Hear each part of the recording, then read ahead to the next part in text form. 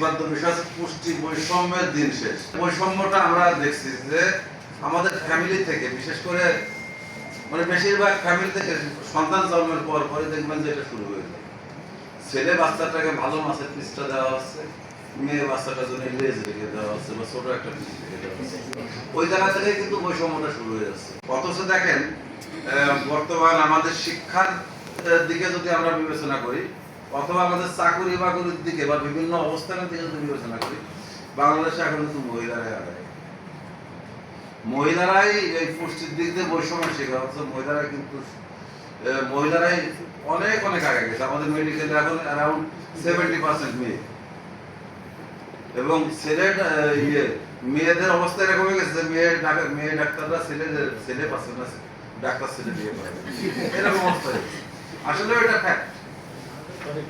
প্রতিটা প্রতিষ্ঠানে ভার্সিটিতে দেখেন, দেখবেন যে সেখানেও মেয়ে বেশি।